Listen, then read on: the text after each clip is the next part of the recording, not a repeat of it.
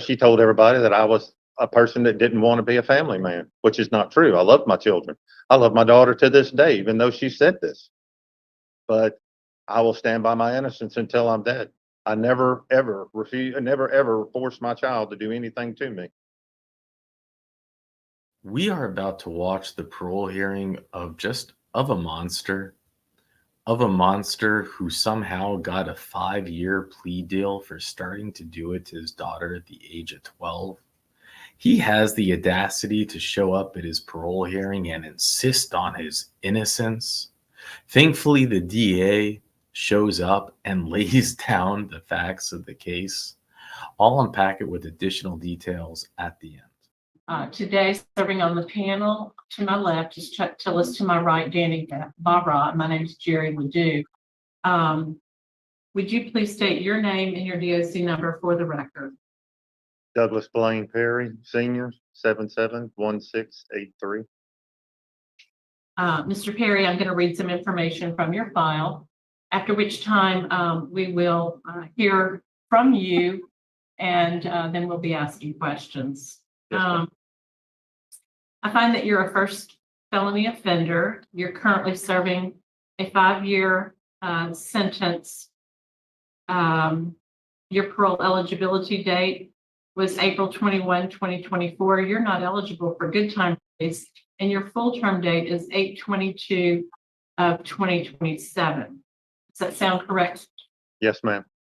Okay. I also note for the record that you do have a detainer from the East Baton Rouge Sheriff's Association that is still in effect. The crime for is molestation of a juvenile.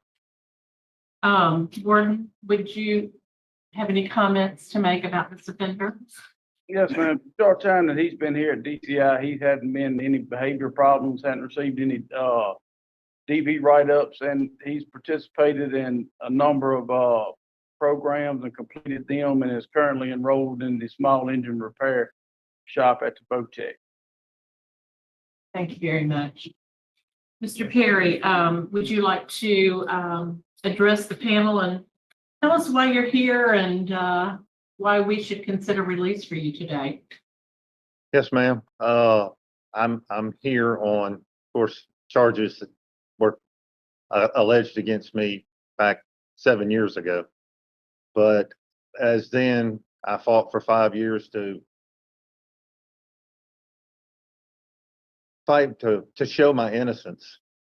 But in 2022, I was put to the point of having to either take a plea deal or face 20 to 25 years in a place like this. And I took the plea deal because I didn't want to spend the rest of my life in a place like this for something that I didn't do. I've been told countless times to come in here and own up to whatever was, and I can't do that. I didn't do what I was charged with, and I've paid dearly for it the time I'm in here, and the 5 years I fought for my innocence. But while I was in here, I took the necessary course that I had to take to be able to get out of here, as well as courses that I felt that could better me as a person. I took an anger management course, which I'm sure everybody could could gain from that. I took a living in balance course. I took a parent nurturing and parenting class, and I found out at that time I was trying to raise my children when they were growing up as I was raised, and I'm a child of the 60s, and you can't do that in these days and time. So I learned a lot from these classes I took, but I'll stand to my innocence till I'm dead. So I'm hoping that I get a chance to get out and start over again. You do have some people who would like to speak in support of you. We have 3 people. We'll go ahead and start with David Spencer, who is at DCI today. If you will You can remain there, speak loudly, and please keep your comments to about 2 to 3 minutes, okay? Okay. Thank you. Go ahead and address now. Mr. Spencer, you can let us know what you have to say. I've known Blaine for many years, best friends. I do believe what he's saying is the truth. I know he has a strong support system when he gets out. I know he sounds like he has made some changes, more positive. Seems like he's really trying to help himself, even in his type of place. I just not too much sure what else to say. It's just I know he has my support. I know he has support of family and friends when he's out, and I know that for a fact. Right. We're going to go to Curtis Perry, your brother, the offender's brother, and with him is Eva Perry, sister-in-law. So, Mr. Perry, you can do the same thing to address the panel. This is my baby brother for 60 years. I have his back 100%. He will hold to whatever requirements that he has to stand with. I believe in him. I believe that he is innocent. I believe he does not belong in this joint, this place. And he has my full support, my wife's full support, my whole family's full support. And we will be sure that any kind of, if you do grant the parole for him, he will be held to accountability. Okay, great. Thank you so much for those comments. We have Alicia Dorsey on Zoom, a friend who would like to speak.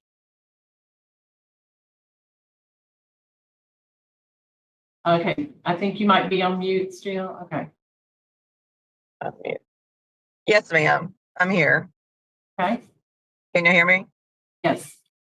Yes. So my husband and I, actually he's in the truck with me too, but we were told we could only have 3, but he said he is gonna still be here present, obviously. But so we have known Blaine I've known him since about 2009. We've interacted, he's pretty much been another father figure to my one of our oldest. He's now 21, but he's been in his life since he was 5, and of course he would pretty much guard him till the day he dies, I'm sure. And then we also have 2 littles that are now 10 and 6, and I've definitely trust him for everything, and they love Blaine to death. And we've encountered obviously different family functions, parties. We went to South Carolina to go see our oldest graduate from the Marines. He was present with us there. Also, he's always very willing to help, lend a helping hand with anything and everything possible. Even whenever David, my oldest, or our oldest, was growing up, he would, if him and his dad would ever get into an argument or anything like that, he'd be the one to try to resolve the situation or kind of be there for each of them. David Spencer being his dad, and he's a junior. He's always been definitely a father figure in his life too. So, but he's definitely a great friend of our family, and we're definitely going to be there to help support him whenever he does get out. We definitely want to see him out on the outside to spend time with our family and our littles actually call him Uncle Blaine. So we're definitely wanting to see him and give him all the love and support he may need outside. Thank you very much. Yes, I did know that her Dorsey friend is also with you. Yeah, and Herb is very much of a very untrusting person, just random people, and he, Blaine's always been very courteous and professional, and then we became family friends, and definitely had different parties and stuff. So, and Herb says we definitely want to extend the love for him, and even Herb's parents have had some different things. Blaine's been willing to help out and do different little things around the house since they're older. They're like in their 70s, late 70s, so they need definitely some people to help out around the house. And Okay. would we be able to tell one quick story real quick? No, we're going to go ahead and we need to move on, but thank you so much for your comments. We do appreciate it. Okay, yes, ma'am. We're going to go ahead and move on to the victim side. We do have the victim in attendance, and she would like to speak. If you want to go ahead and just go to the podium and just keep your comments directed to the board. Her mother will accompany her.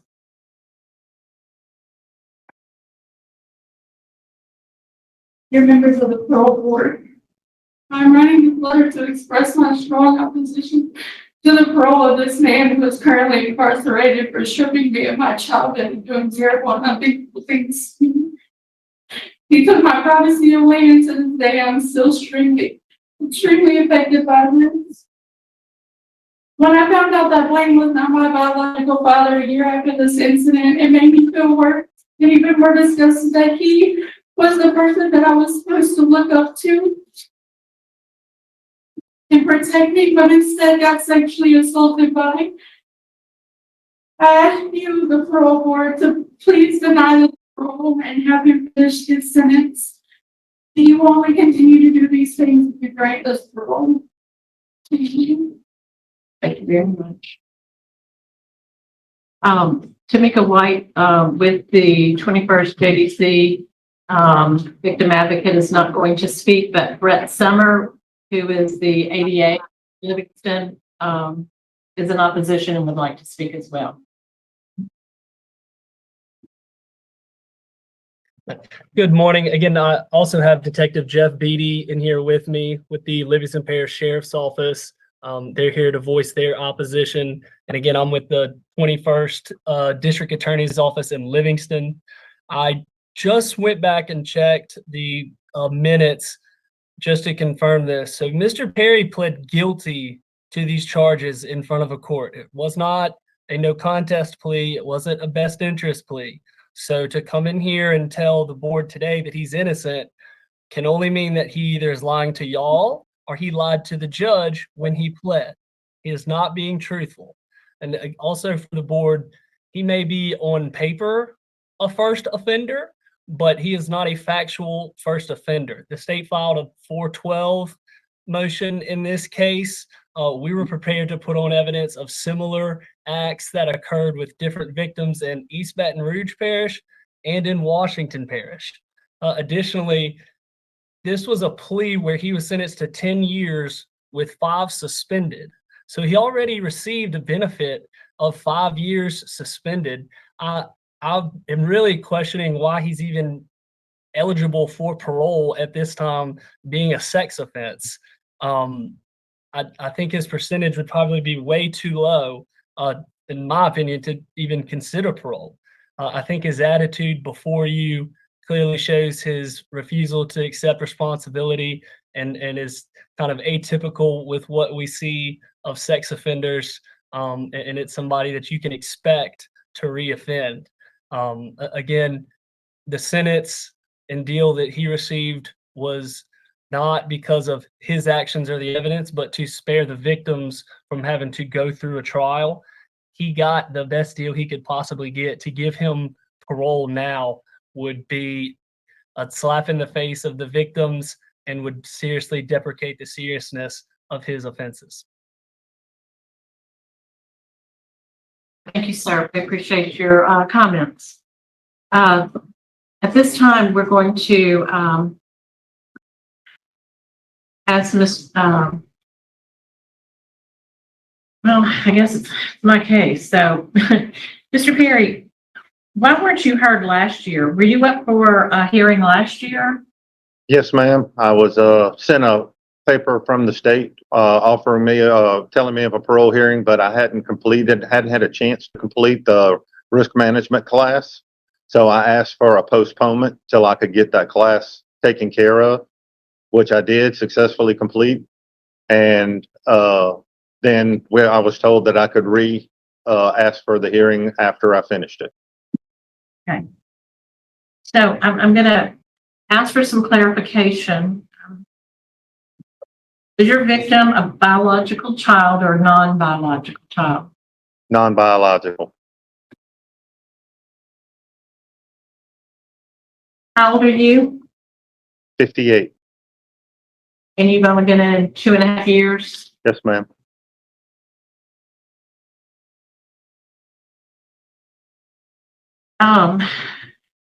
You did take a plea agreement. I did at the time, according to my attorney, because of the issues that were going on. I was convicted in Livingston Parish. And with the issues going on with the deputy sheriff and his teacher wife at the time, my attorney said I probably would not get a fair hearing. So it would be to my best interest to take the plea so I wouldn't have to be in here for so long. I don't have any questions. Does anybody else have any questions? Oh, yeah. In your statement, you said you're innocent. Yes, sir. And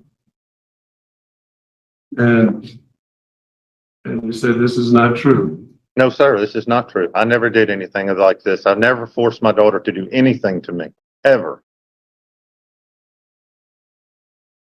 Do you any reason to believe she would lie? She's hated me ever since her mother and I split up. Her mother told me after 9 years of marriage and 2 kids that she was gay and she needed to be with the person she wanted to be with and had an affair on me. And she told everybody that I was a person that didn't want to be a family man, which is not true. I love my children. I love my daughter to this day, even though she said this. But I will stand by my innocence until I'm dead. I never ever forced my child to do anything to me.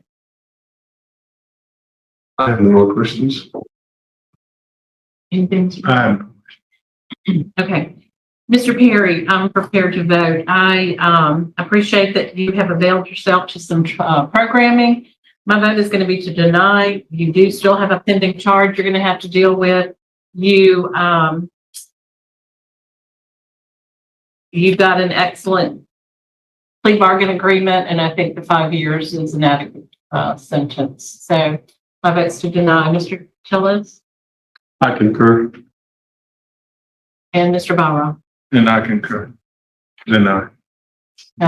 You are denied today. Thank you. Thank you, sir.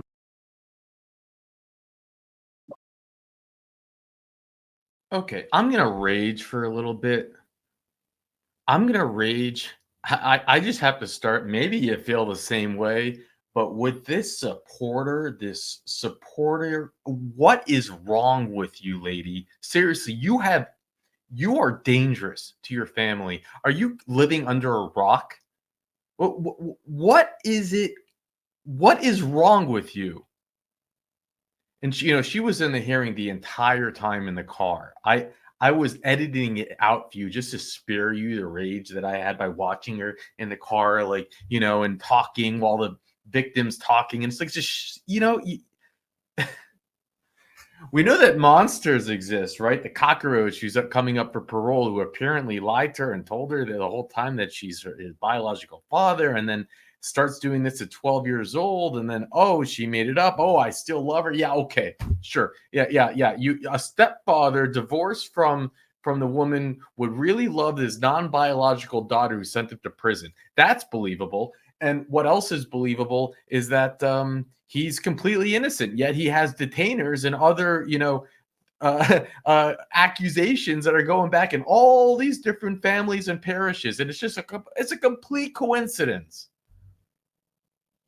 You know what stuck out to me there at the end is that he said, I never forced my daughter to do anything. He did. Did you catch that too?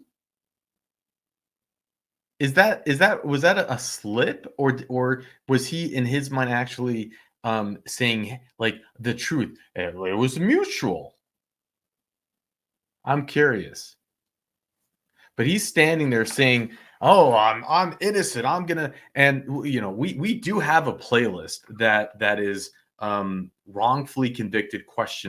And we do have some cases in that playlist where I do believe the person is probably innocent. And why wouldn't I? There are a certain percentage of people that are wrongfully convicted. That's just the way things work. Probably way too high of a percentage. But this guy, I don't buy it for a split second. Can you imagine he gets a 5-year deal? He had parole eligibility after serving like a year and a half, which he turned down. Who knows what reason was behind that? I don't, he said he needed to take the program. Maybe he knew he would get denied, so he didn't want to. And then, and now he has another out after 2 years. His full term date is coming up. He's gonna get out soon, anyways. What is it, 2028 or something, or 2026? No, yeah, so 22 years, 2026. And no one's forced to take a plea deal in this situation. Are you kidding me? And so you have this woman who shows up, not a blood relative, but a friend. Not a friend that's like going back, but a friend that known him since 2009. Wow, that's a long time. I mean, he was accused of doing this 7 years ago, so she would have known him for a whopping 8 years before this accusation even came up. Sounds like a real. Oh, what were the words that she said? Been in my son's life since 5. I just want to jump through the screen and shake her. Really? You think it's completely normal for this random stranger that you just met to all of a sudden be in your 5-year-old son's life? What are you saying?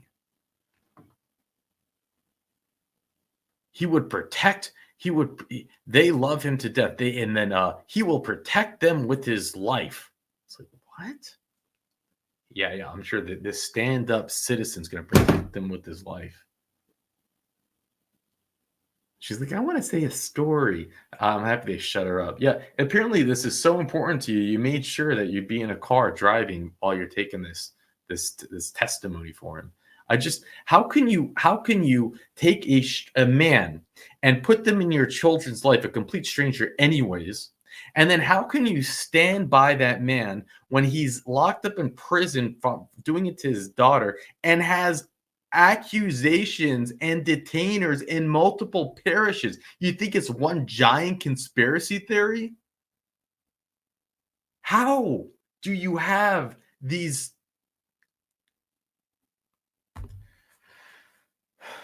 And it's not just her, it seems to be her husband too. Look, I can't wrap my mind around this stuff. I'm sorry if you think I'm whining and it bothers you. You can get off. You don't need to listen to me. I do this in the unpacking. It's at the end. I love the comments. Wow, I love these hearings, but I wish you didn't do the unpacking. It's like, no one's making you to sit and watch it. I'm not like those YouTubers that have my face popping in every 30 seconds saying, whoa, wow, you saw that? You saw that shoulder? You see, that means that the person's lying. God, there are so many YouTube channels I can't stand that they're popping in every 30 seconds to hear themselves talk to say something that is completely ridiculous. I come in at the end. Chill out. Your life is so great. You have to take the time to leave a negative comment about my unpacking. You don't need to be here. And then we have the ADA. Now this is the second time we've seen him, but he showed up, second hearing, and I guess he showed up because he had multiple hearings in his parish on his docket. It's the first time we saw him, and I'm not impressed by him. It doesn't, he comes off very mechanical. He comes off as, like, I don't know. Actually, he did a good job at this hearing. There was another hearing I wasn't so impressed. He did a good job, but not perfect. But he did okay. I'm being too hard on him. At least he showed up, and I don't know if it's the new parole board that's here that's kind of encouraging them to show up, because we are seeing many new faces. It used to be very, very rare, especially for a case like this, for an ADA to show up. But I also think that it's kind of a little bit of a two-faced thing. Now, it doesn't mean it was his case or he was involved in it, but when you're the ADA that's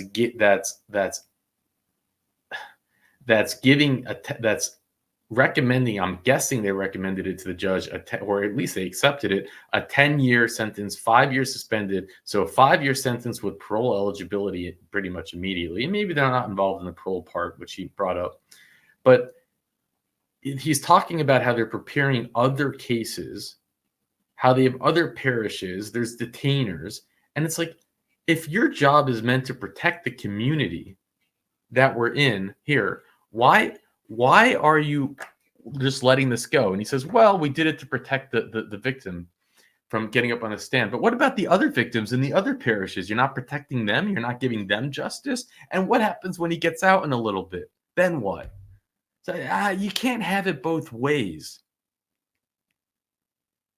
I know it's not so simple. If she didn't want to get up, the survivor didn't want to get up, and give her the credit for getting up there and speaking at the podium. I raised the volume so you can hear it more. I hope you were able to hear her. And then he blames my wife, who I was married to for all these years. She became a lesbian and had an affair on me.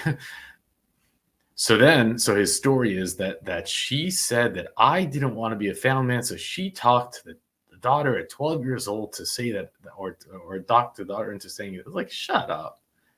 Yeah, that's real believable. Those line of events, just, it all makes sense.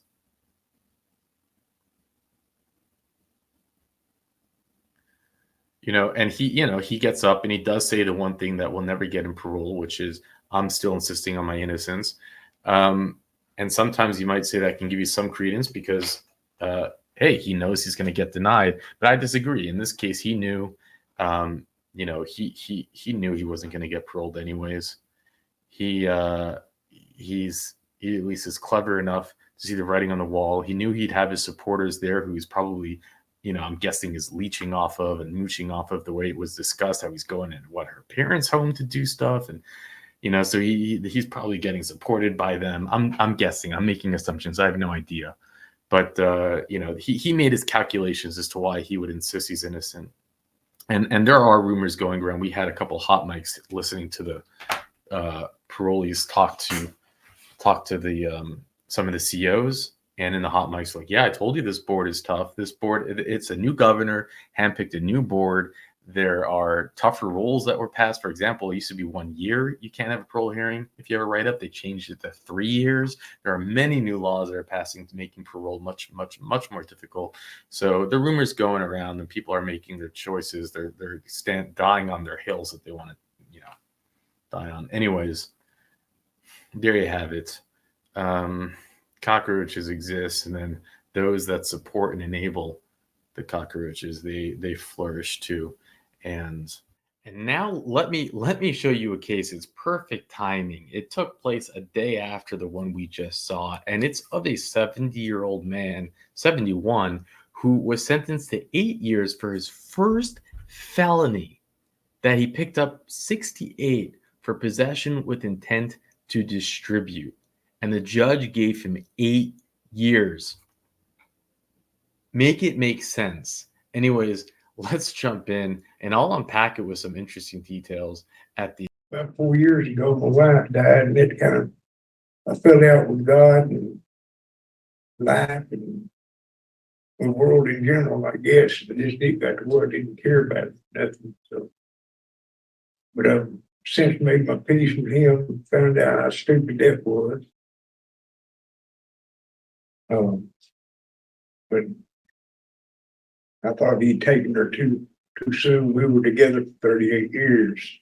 Well, 42 years, married for 38 years. We are about to watch the parole hearing of a 70-year-old man who received his first felony 4 years ago for the distribution of narcotics. He breaks down and talks about the loss of his wife, the love of his life, who he had been with for over 40 years.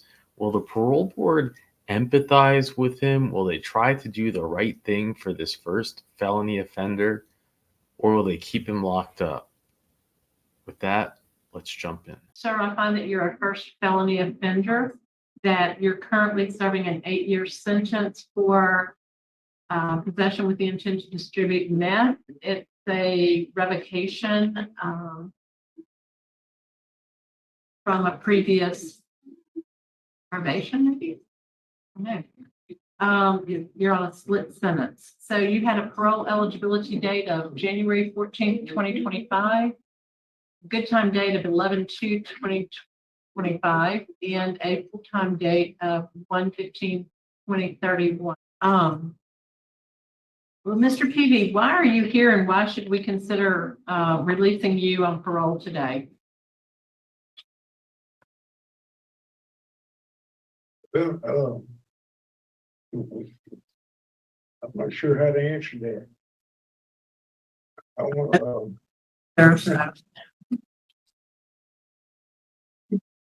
well, I'd like to get back out and get help my son.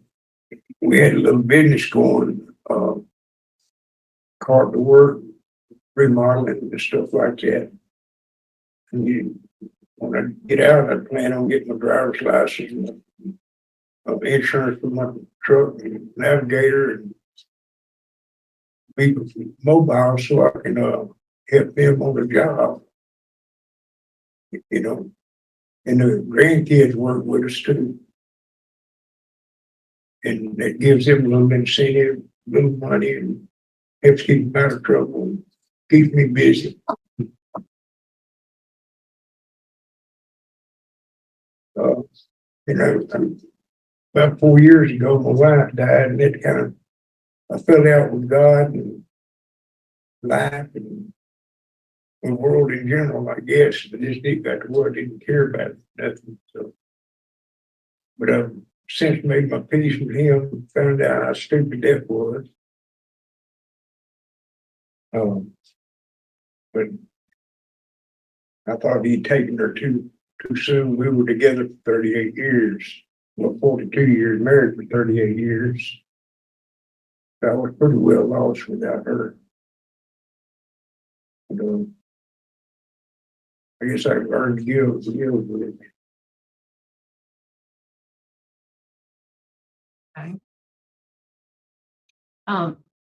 Board, I may not have an updated. Have you completed pre-release? And just so he's enrolled in pre-release. Yes. I'm missing class. I'm supposed to have that class today, this morning, but he's currently in pre-release. Okay. This case is Mr. Barra. Mr. Barra? Ms. Ledoux, I'm sorry. Our record says here that he's been granted this CTRP for pre-release. That means he's completed it. He has completed. Okay, so, all right. So why don't you go ahead and read off what he's had, because I may not have an updated, tell me what he's had. He's completed cage your age. He's completed free release. And I think there was one more. He finished eval. Just want to miss his one. Okay. He's in free release and victims awareness. He's completed free release, cage your age, and he's in victims awareness. Mr. Barra? What have you done since you've been in jail to address your drug problem?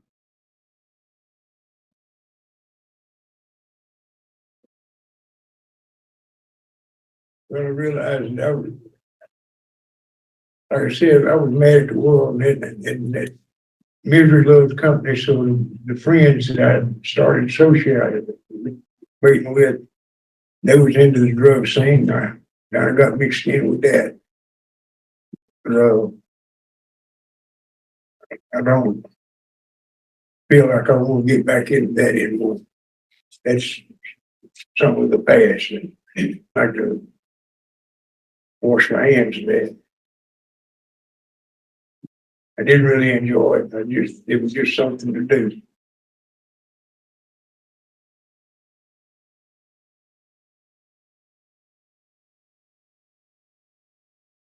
Where do you plan on living if we would release you? In my home, I have my own home.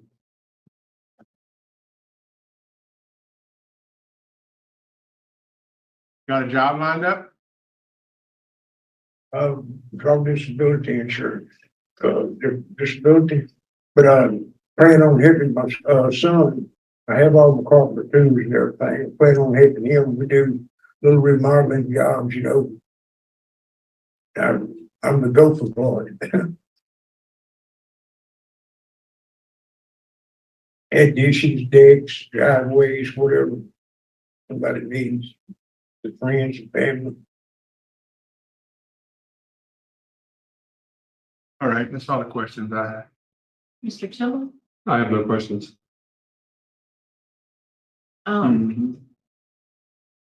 So, Mr. Peavy, if you were given the opportunity to have some substance abuse treatment, do you think that would be helpful? Willing to try anything. And anything that'll help me, I'm willing to take it. Yes, ma'am. Well, because I noticed your drug issues go back to 77. You've had a few marijuana charges, some drinking charges, and I mean, living in Grant Parish, it's probably part of your culture. Everybody pops the top on the weekend, so. You're right. Yes, ma'am. I just was curious about that. I'm not living in Grant Parish anymore. I'm in Rapides Parish now. That's probably worse. Okay, thank you. Yes, ma'am. Bara, I think we're prepared to vote, Mr. Bara. Well, Mr. Peavy, I think the problem is drugs. I think that's your whole problem. So I'm gonna vote to grant your release on the condition that you complete the Steve Hall program prior to it. That's an intensive drug treatment program. And that once you complete the program, then you can be released. Yes, sir. Mr. Tiller. Just to deny with law enforcement, the sheriff and the DA have strong opposition. And I think you probably really need to get some more drug treatment programs before you move on. And Mr. Peavy, my vote is to grant to a DOC long-term substance abuse program. I think there they can address moral recognition, but today your request for parole has been denied. The time is now 11:57, and we are signing off at Rayburn unless, Pat, is there anything else that we need to deal with? No, ma'am. Thank you. Thank you very much. I gotta tell you, I am pissed off. I am just pissed off. This is what happens when you have board members that shouldn't be on the board, and I'm talking about Tillis. What he did makes no sense. None.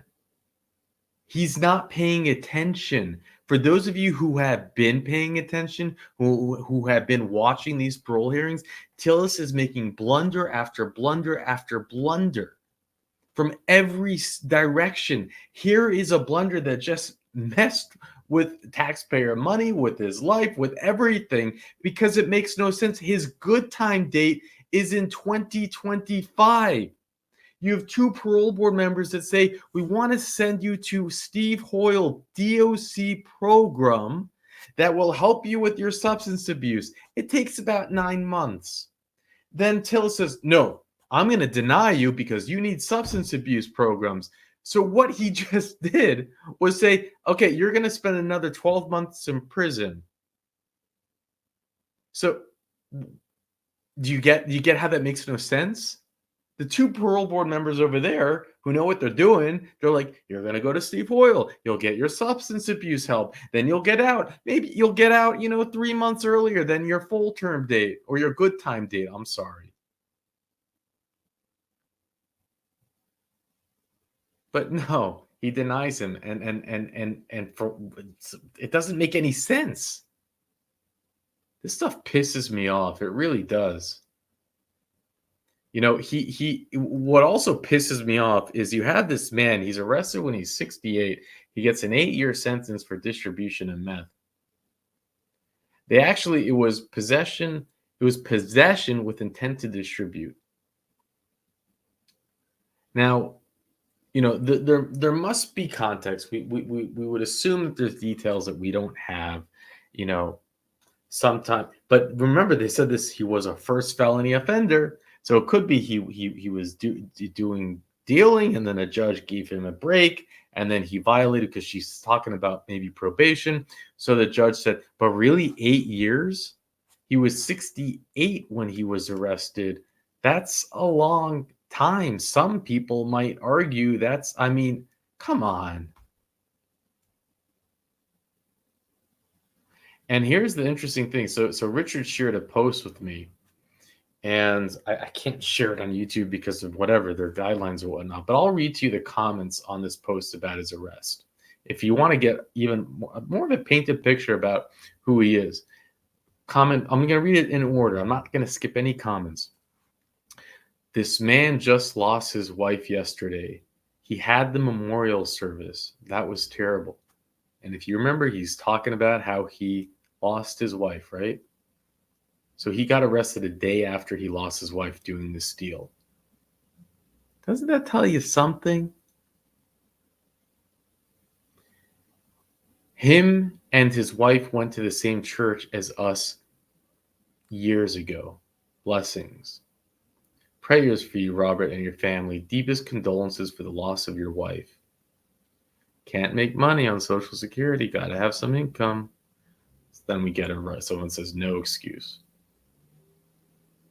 So sad. I pray for him to find some help and some peace in his life. Prayers for every addict and their families. But, and then my computer's glitching. But those seem to be comments by people that seem to have known him, that there's proof that he had just lost his life. He's not just his wife at that time. This is the first thing that comes out of his mouth when he's up for parole. It's like, just, you know, no. So if you harm a child, then you get a year, you get 6 months, you get 4 years. I mean, the hearing we just saw 5-year deal for what he did to his stepdaughter for years. Here is a man who gets his first felony at the age of 69 after his wife dies. A day after his wife, he has a memorial for his wife, and, you know, throw the book at him. 8 years. And then you mess up at parole and deny him. This stuff pisses me off. It really does. And this is part of why we do this, because it's insane. I think it is. What do you think? On a side note, man, that is a big man. You know, when I first saw him, Richard put in the notes, he should be on a Harley, not on a walker. So I went to look, and I'm like, yeah, that man should be on a Harley. And, you know, you don't see any violent offenses in his jacket. He's a giant. There you go. That's the justice system for you. And with that.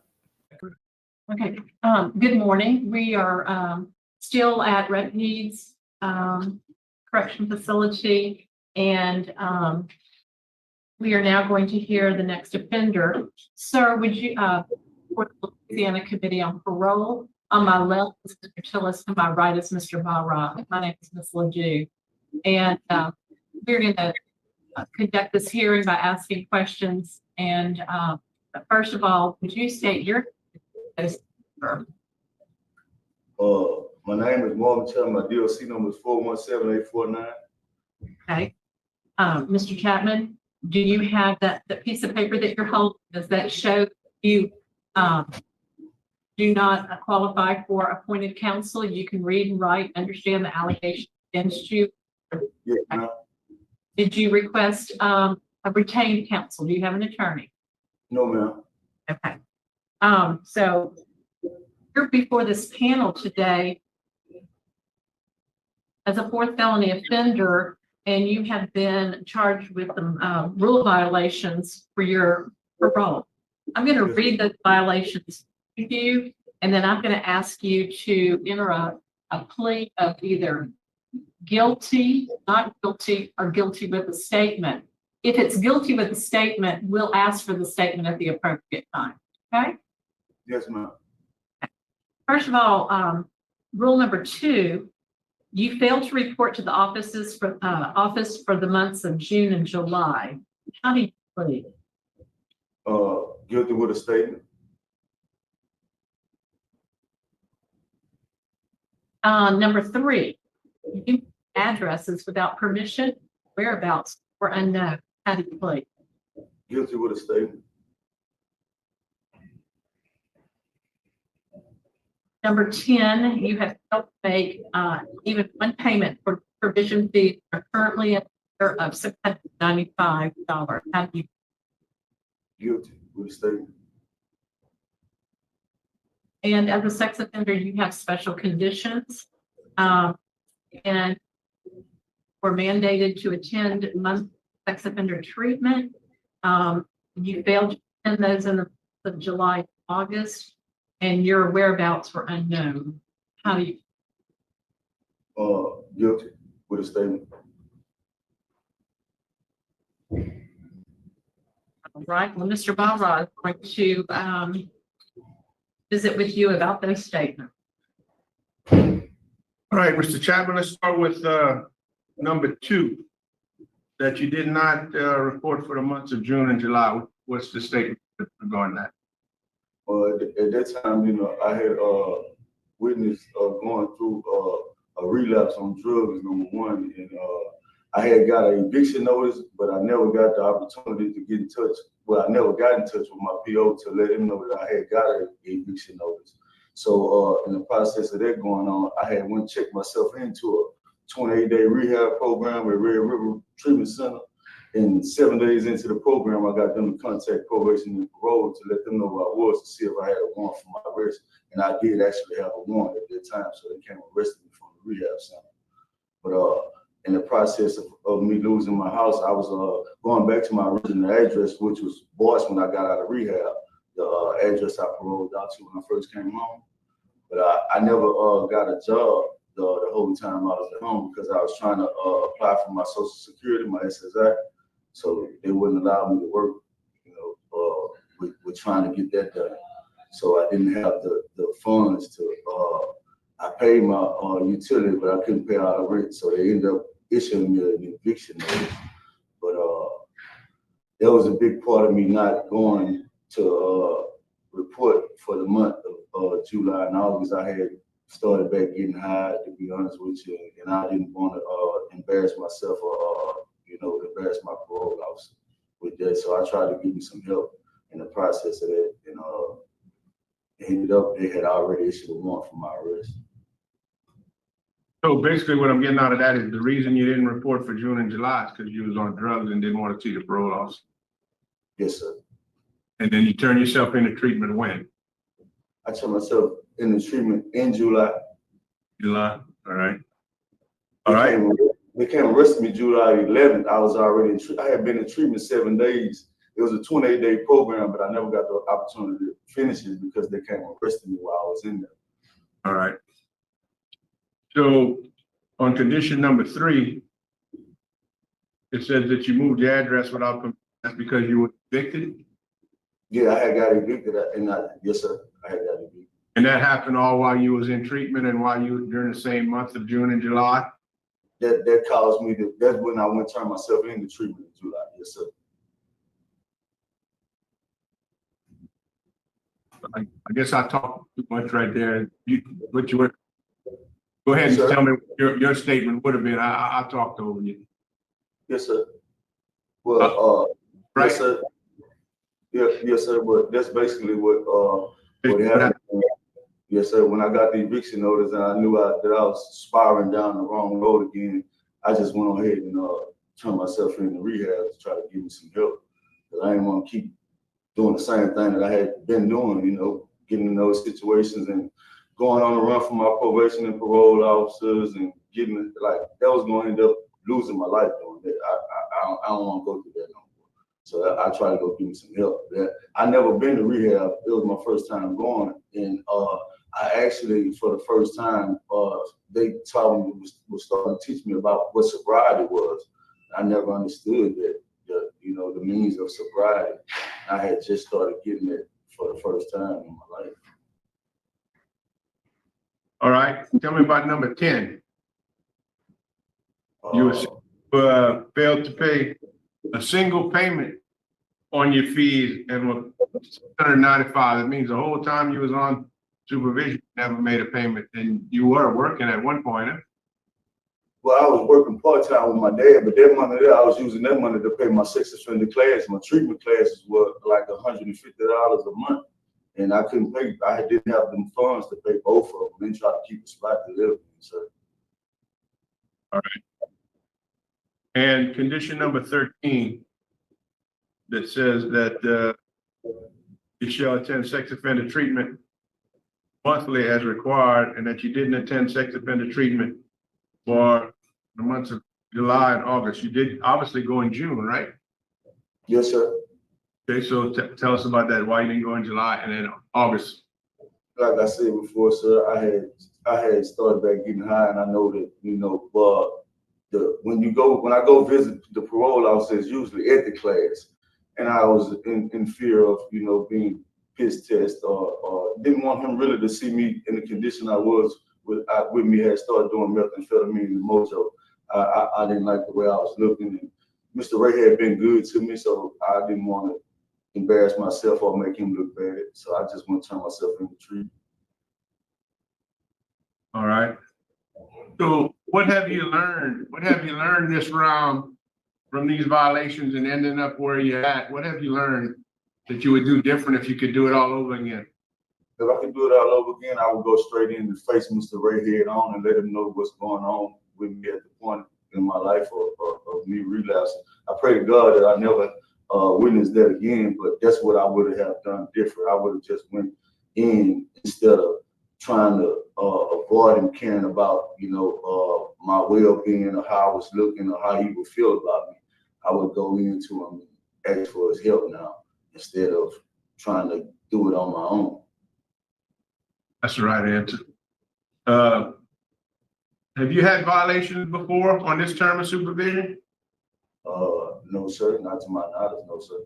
You would know. Have you ever had a reprimand, a violation report, anything like that, where for failing to report, for failing to do sex offender class, anything like that? No, sir. Okay.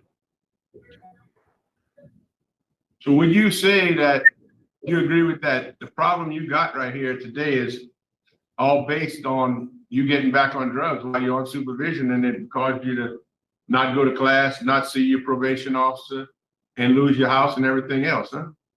Yes, sir. All right. Okay. That's all the questions I had. Let's revisit that last question that he asked you. September of 2023 is when you were ordered to go to treatment. And you had already admitted to Mr. Ray that you were taking drugs. Is that correct? Yes, ma'am. I never was ordered to go to treatment, though. I would have went. Sex offender treatment is what you were. Oh, I was already going to those classes, ma'am, at that time. He have asked me, was I dirty before, and I had told him I had admitted to being dirty all the time.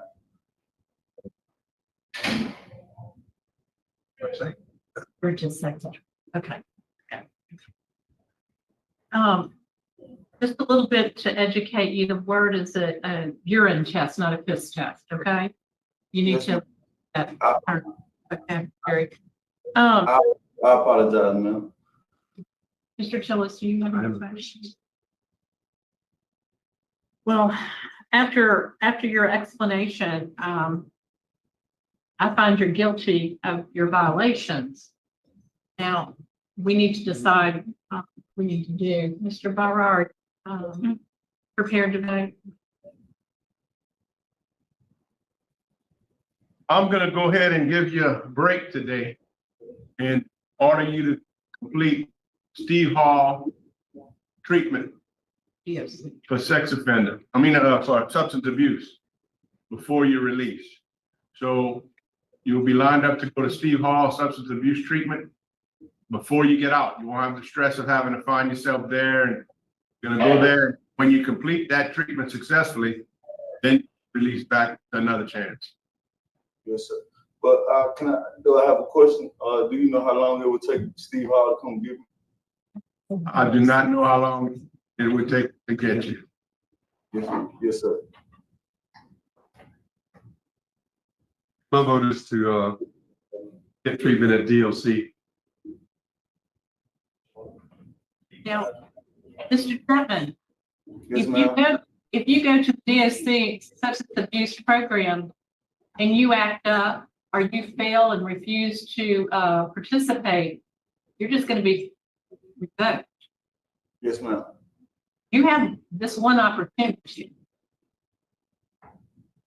You understand? My vote is also to grant you to a DOC substance abuse program and that you follow all the conditions that they put on you upon release. Yes, ma'am. Okay. So today, in lieu of revocation, we're going to send you to that program. Okay. Yes, ma'am. Thank y'all.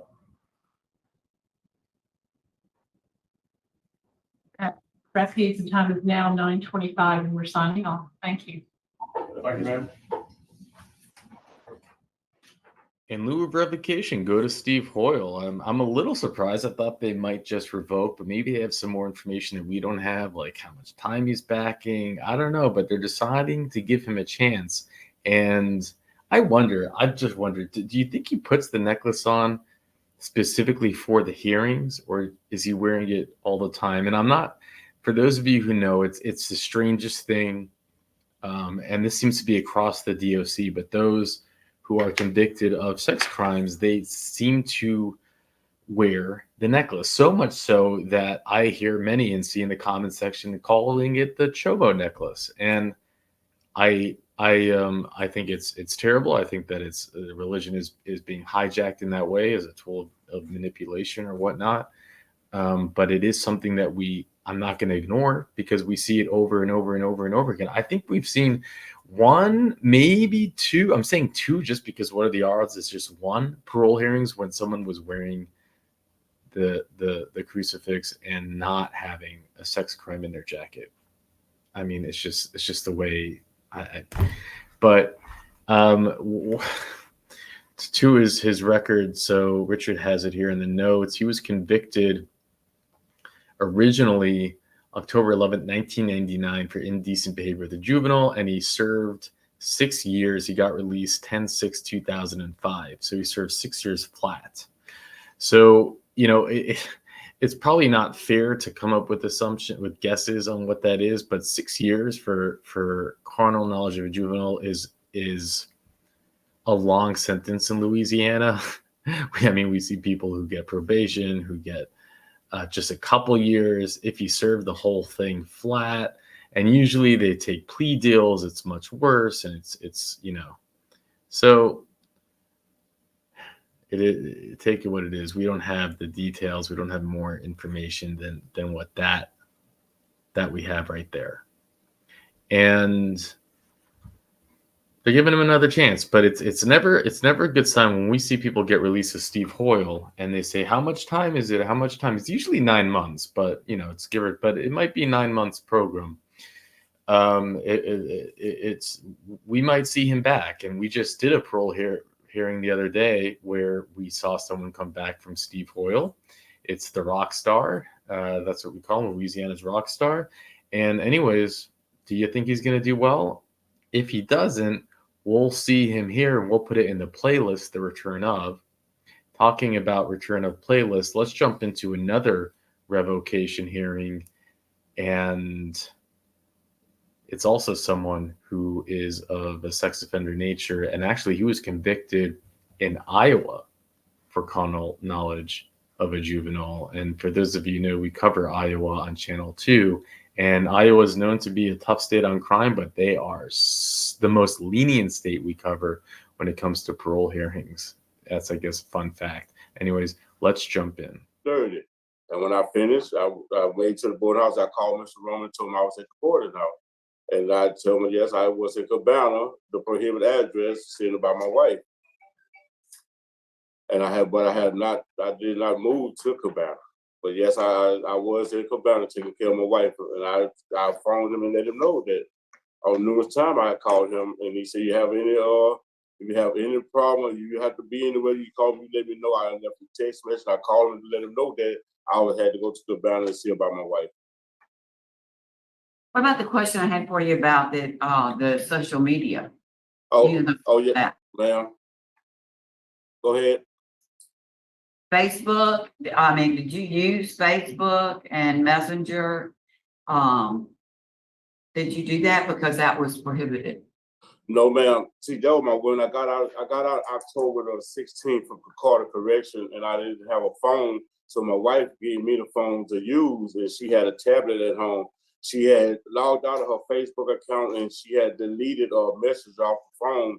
And when they went through the phone on the porch, and then they hit Facebook, it had Audrey White, and it was logged out, and no message wasn't even installed in the phone. She had all that, deleted it, and logged out. And when he said Messenger, when I had talked to him, he said Messenger, and he said it wasn't social media because I wasn't on Facebook. He said it was messaging. I thought you were talking about the rest of messaging through your text on your phone. No, ma'am, I wasn't out on Facebook. It wasn't even my phone. My wife let me use it. She logged all that out and used her tablet. He wasn't able to join us today, maybe by phone call or Zoom and corroborate all the things you're saying right now? I try to have, I'm here with one of social workers of guards now, and I try to have them to call my sister and have her to call my wife and have her to write a statement and with a text to him, and he would go text it to you guys, like my boss did. She dropped a letter off and he said he would text it to you. But I'm sure if he could call her and she could verify that it was her phone, with the account was in Audrey White's name. And one more question. You were charged with failure to register. Oh, ma'am, I registered. Yes, ma'am. I was registered with the city and the parish. I had to register twice in 2 locations. One was out by the Air Base Road, and the other was down in Bolton. Okay, well, I don't have any further questions. I'm gonna pass it to the other board members to see what they do. Okay, why can't you live with your wife? Is there young kids in the home? Is there daycare around? What's the problem? Yes, sir. I have a 12 and a 15-year-old at home. And so I had talked to my parole officer, and I had told me and him, I had agreed. He said, if you move out of Cabana, the restricted area, I wouldn't have no problem you living with your wife, but you cannot live in the restricted area because it was a trailer park. And I told him that my sister was going to take my 2 boys for 3 or 4 months to how it would take too long for me to help my wife rehabilitate herself. And she in treatment, out treatment for her help. And he said he had no problem with that. And he just seen me the other day and say that he checked the address. What she lived at now. Problem is that you can't live with her because of the 12 and 15-year-old, right? Yeah, yes, sir, correct. Okay. Are you working? Where do you work? Yes, sir. I do remodeling work for my I got to do remodeling work for this pastor.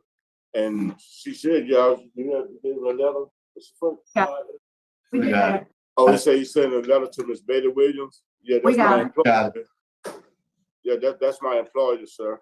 Okay, and last thing I heard you say, did your wife move or she's still in the same area? No, sir, she moved. When I got her arrested, and he even told her about the address was prohibited in the trailer park, so she moved on the 29th of January. She would have moved. Be prohibited because she got the young kid. Yeah, and then plus the trailer park. But what we're gonna do is my sister's gonna get the kids. My sister's gonna take the kids, and I'm gonna move in with her. So the kids gonna move in with my sister until we can rehabilitate her. And I also have a letter coming to you guys about where the Lord will send you guys to let me say something to you guys if y'all permit me to be around my kids. Yeah, we hadn't received that. Okay, I have no further questions. All right. Anything else you'd like to say, Mr. White, before we vote? Oh, I have one last question. I'm sorry, Mr. Knotson. With your instant offense, were you was it children and was it family? Those are my 12-year-old, the Civic Act with my 12-year-old stepdaughter in 2000. Okay, that's what I need. Okay, thank you. Anything else you want to say to us? Yes, ma'am. Like when I was telling my parole officer, I understand the stipulation was my curfew, and me and him had the talk, and he said that he didn't have no problem being with my wife. He said, but it's just the place, the prohibited place that will be. He said, I told him about the kids. We go and stay with my sister. He said he has no problem with that, and that he got she faxed him a new address. He went and checked it out. He said he had no problem with that. He said he had told you guys. I mean, well, you all that, not you guys, you all that, and basically, my wife, me and her been together 18 years, and to me, I had no choice but to go help her. She disabled, couldn't help herself, and my sister did her best. She worked 12 hours. She worked a job 12 hours. My brother-in-law worked, so she trying to take care of her and my kids. So my kids will go stay with my sister when I go over there and help my wife. So there wouldn't be no conflict just by the kids being in the home where I was over there helping my wife. Well, thank you, sir. You ready to vote? We have a motion for executive session. Second. And could you do the roll call, please? Cheryl Renata. Yes. Steve Freeman. Yes. Carolyn Stevens. Yes. All right, Mr. White, we're going to be in executive session for just a few moments to discuss confidential.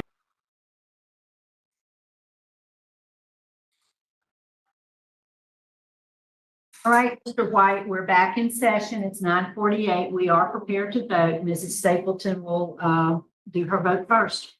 Mr. White, after careful consideration, you did break the rules, and that's wrong. And so, that's a reprimand, but we're going to vote not to revoke you today.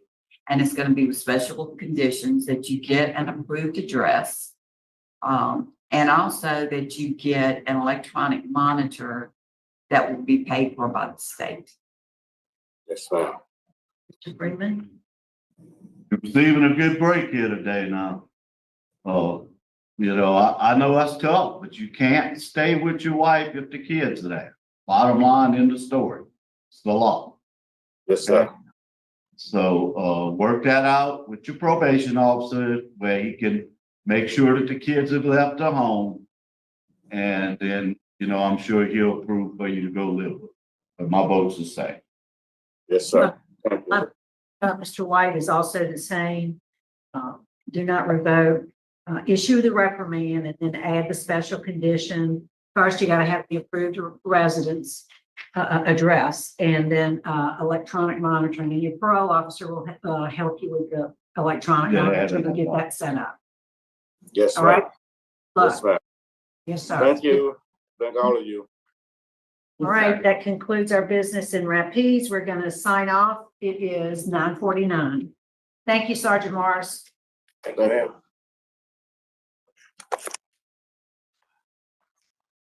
Wow, they gave him another shot. Who would have thought that, right? Well, what do you think? Do you think he's going to make the best of it?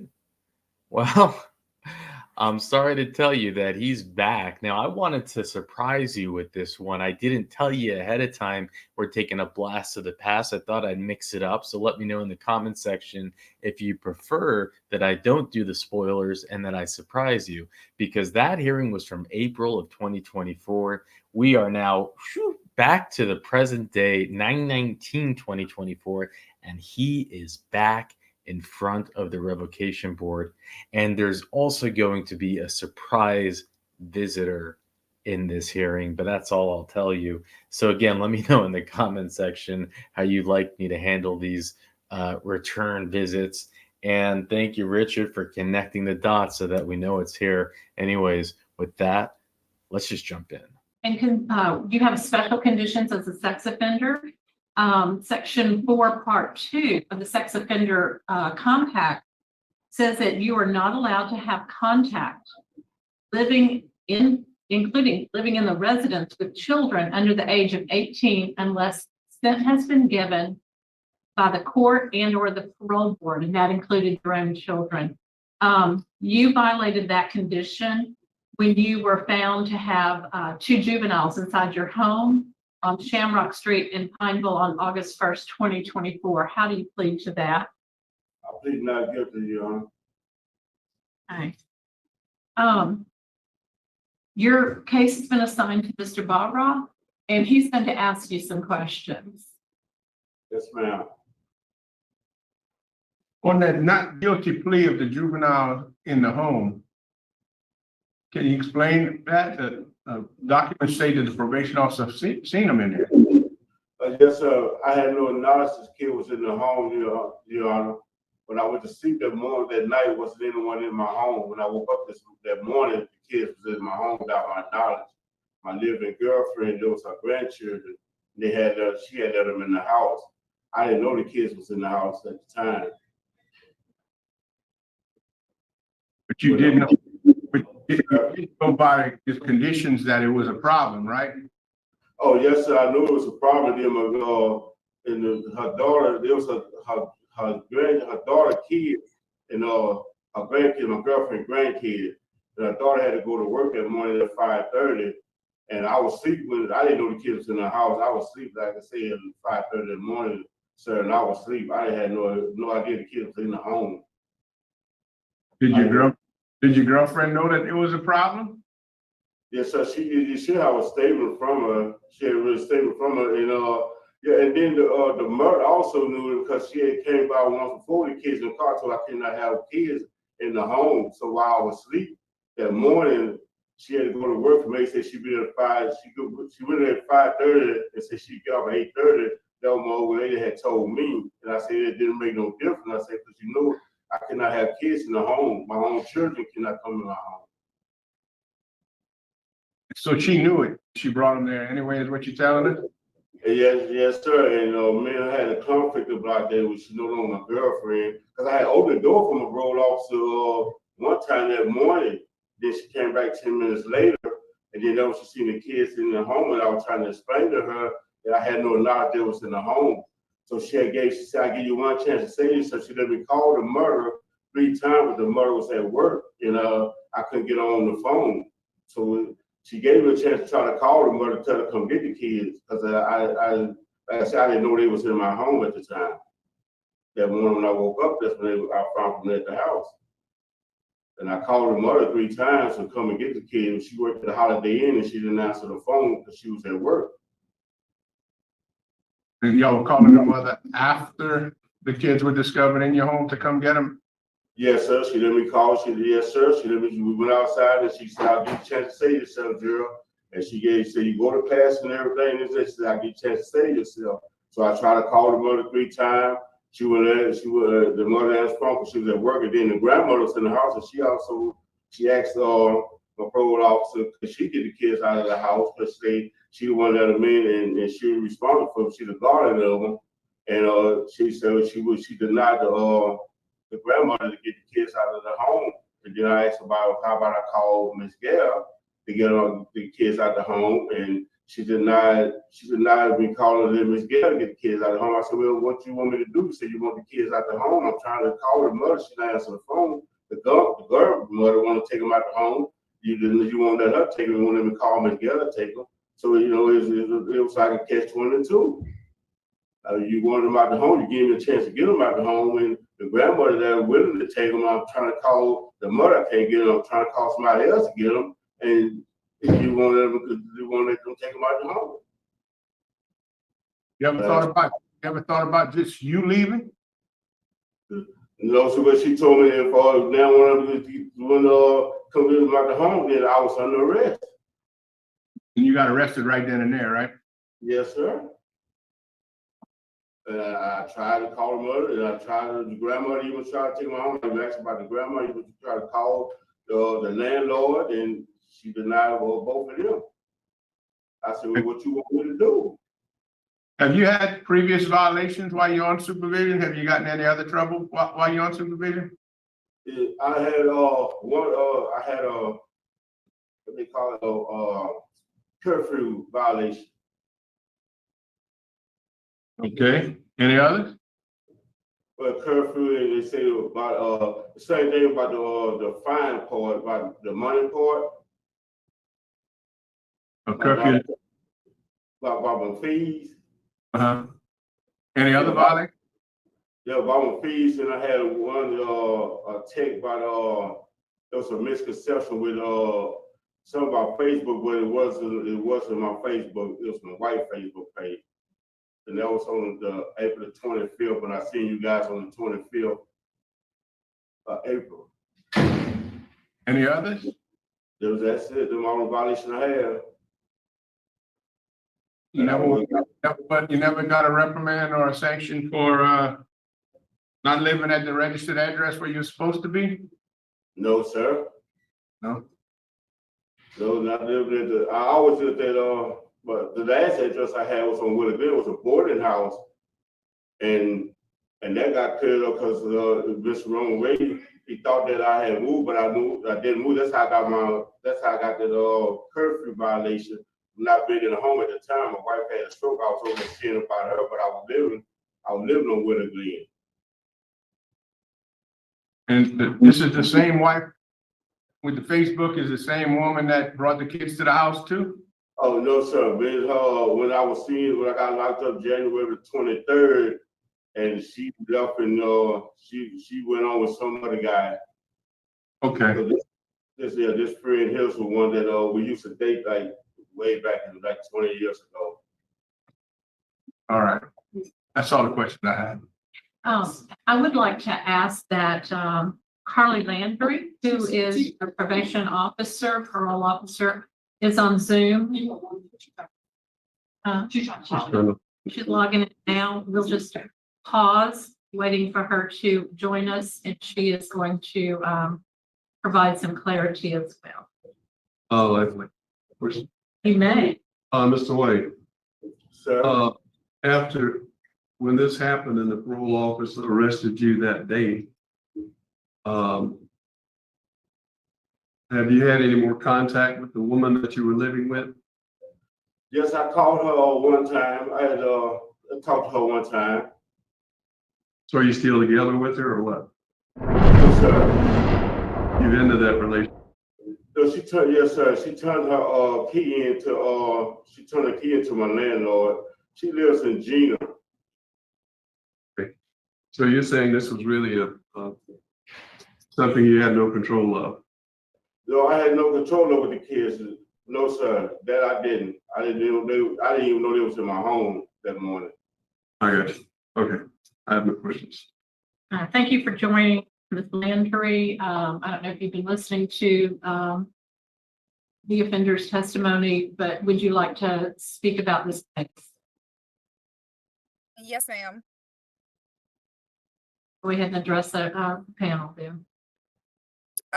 On the morning of the incident in which Mr. White had violated his parole, I had made contact with him outside of his front door. And in order to access his front door, he had to walk through the area where the two children were actually located inside of the home. He made contact with me outside of his front door and diverted me to another parolee's complex. They live in a duplex together, and diverted me towards that parolee's house. So I quickly, departed, made contact with somebody else. And when I returned to Mr. White's residence, without leaving the property in its entirety, his home, and immediately upon walking through the front door, that's when the two juveniles. So with the prior contact of him walking outside of the residence, he was aware that the two children were there, as he had to walk through that room to access. Okay. Do you have any idea how long the children, did you interview how long they were actually at the home? He said that the children were dropped off that morning by his girlfriend's daughter, I believe, and that he had to watch the kids until the woman was able to get off of work and pick the children up. And he even knew information as the children were supposed to be picked up around 8 o'clock that morning. However, the contact that I had made with him was shortly after 8 o'clock in the morning. And the children had still not been picked up. He had said that the children do frequently go to the home because they need to be fed, and he just felt like he needed to help the children. So he was trying to do the best he could to help them and had done it on numerous bases. Thank you. Do you have anything else you want to add to the conversation? No, ma'am. Other than Mr. White had been compliant with certain other things. This is his second in front of the parole board during this course of supervision for violating his parole. It just seems as though through the course of his supervision, although that the violations have been different, that he just can't seem to get it down altogether for some reason. So how many times has the paperwork come to the parole board during this period? During this period of supervision, this would be his second revocation hearing. Okay. Did he have violations before for not living at the registered address and moving from that spot without permission or something like that? Yes, sir. The previous revocation hearing consisted of him not residing at his listed address and having access to social media and not abiding by a curfew that the previous parole officer had ordered. Thank you. And he was not revoked at that time. He was continued on. Right. Correct. Mr. Tillis has a question. You say he told you that he was keeping the kids to take care of them until the mother came and got them? He told you that? Correct. He did say that morning that he was there to watch the kids, him and his girlfriend, until the mother of the children was able to return home from work, which should have been at approximately 8 o'clock that morning. But this incident occurred between 8 and 8:30 that morning, and the children were still present. Thank you. No questions. Thank you, Ms. Landry, for joining us on this in this hearing. We appreciate your input. Okay, Mr. White, different story we're hearing from your parole officer. Yes, ma'am, because the story she's telling them, ma'am, this didn't happen like that. When she came knocked on my door that morning, it was around close to 8:30. And when I passed through the living room, I didn't even, my living room, the way it's made, this front door, then the couch is that way. And I didn't see the kids at first on the couch. When I went out and talked to her the first time, she left and went to talk to her other parolee. It's a duplex. And when I went back in the house, I went and woke my girlfriend up. I say, why is the kids sitting on the couch? She say, Mookie dropped the kids off this morning. She said about 5:30, and she'd be to work at 8:30. That's what I told Mr. Landry. I didn't tell her I was watching the kids. I didn't know the kids was in my home.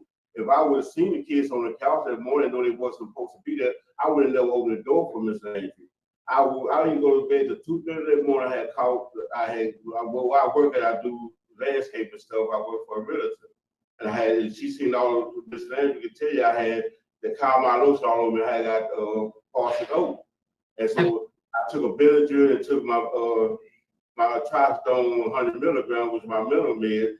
And when she knocked on the door that morning, I was still drunk. I just walked straight to the living room, opened the door. I knew not to wonder nothing. If I realized it was her, if the kid was in the house, I went and opened the door. Okay.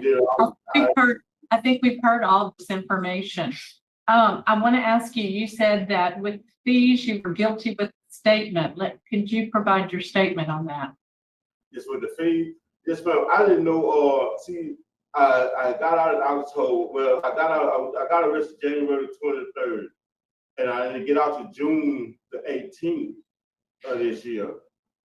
And I've been out like a month and a half, and then the money that I did make, I had to pay for the rent and stuff, for the rent, my lights, water, gas, get all that cut on. I didn't know that while I was in jail, that my fees kept going up, kept running. I just thought it just stopped. That's why it said so far behind. But they say about me not being violated for the month from January to June, while I was in jail, that my fees kept going, kept continuing. Okay, so as a fifth felony offender, that's something that you should know is how the fee system works. Does the panel have any other questions? I have no. Barbara, are you prepared to that? Yeah.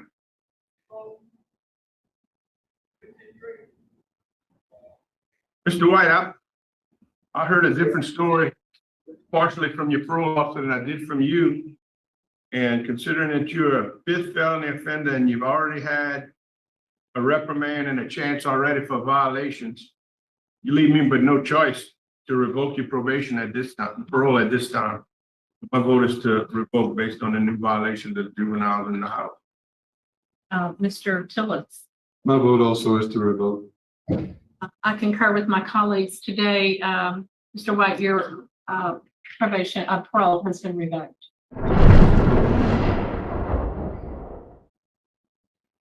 Okay, I know. I couldn't help it with the thunder and lightning thing. That was just my impression when she popped up on the screen, and that must have been how he was feeling. I mean, can you imagine? We don't see this often.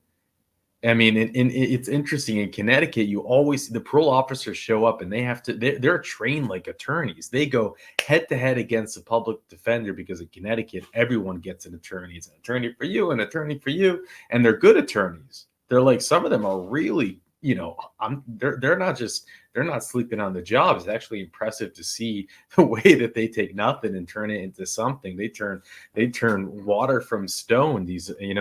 And you don't see it in Louisiana where the parole officers though show up, but in this case she did, and I think he was surprised. I know I would have been, and that was it. That was the end. He had nothing left to work with there. He's just like, it's not true what she said. That was it. It was over. And how can you feel bad for him? He got revoked. He's a sex offender the first time. And then really just a few months later, 5 months later, actually this is his hearing time. It was less. What was the date? Richard has it in here in the notes. On August 1st. So 4 months later, he violates, and come on, we know, you know what I mean? Just don't do it. You know that he knew that the kids were there. This is his situation. He just thought he can get away with it, and he's got everything on the line, and good for the parole officer because he's a sex offender and there are kids there, and there's we've seen enough of this stuff to know you can't just hope for the best. You can't just whatever, So he's in Iowa when he was convicted, which is where he's convicted. It's a tier 1, and it's listed as 709812, lascivious acts with a child, which might be their version of carnal knowledge with the child. I don't know. And it's a state equivalent. They do list it here as indecent behavior with juvenile. And it's 131/2003. So it happened 21 years ago. And of course, it could be anything. It could be he was 19 and she was 15, or it could be anything like we've seen a million times, because they drop down charges and they give plea deals and blah, blah, blah. Actually, no, I could do the math on this. Hold on, I'll tell you. Never mind, he would have been 34 at the time. So you take that out of the scenario. Yeah, but there it is. He got revoked. I don't know how much time he's backing. I don't know, but he's a 5th felony offender. He's probably not even back in time for that specific charge because he ICODed from Iowa. It's probably different charges. There you have it. And thank you, Sir Richard, for lining up these hearings. We got many for you. If you really hated that lightning effect, I don't plan on doing this often. I just threw it in there. But I got this editing software that I'm starting to feel comfortable with. But if you hated it, let me know in the comment section. Also, how you prefer that I do these hearings. If I let you know ahead of time that there's a follow-up. In some cases, I think you got to know there's a follow-up. Like if, for example, there's a commutation hearing, I don't need to tell you ahead of time, because when I tell you ahead of time that there's a parole hearing, that means you know that the results of the commutation hearing. So let me know. How do you prefer I show it to you? Do you want to have no idea that it's happening, or do you want me to go through that motion of when I say we're going to take a blast to the past? Either way, subscribe so that we can reach 100,000. I want to do that unboxing of the YouTube plaque thing with all of you before, I don't know, sometime sooner than at the pace we're going. And with that, I'll let you go. Occurred with different victims in East Baton Rouge Parish and in Washington Parish. Additionally, this was a plea where he was sentenced to 10 years with 5 suspended. So he already received a benefit of 5 years suspended. I am really questioning why he's even eligible for parole at this time, being a sex offense. I think his percentage would probably be way too low, in my opinion, to even consider parole. I think his attitude before you clearly shows his refusal to accept responsibility and is kind of atypical with what we see of sex offenders. And it's somebody that you can expect to reoffend. Again, the sentence and deal that he received was not because of his actions or the evidence, but to spare the victims from having to go through a trial. He got the best deal he could possibly get. To give him parole now would be a slap in the face of the victims and would seriously deprecate the seriousness of his offense.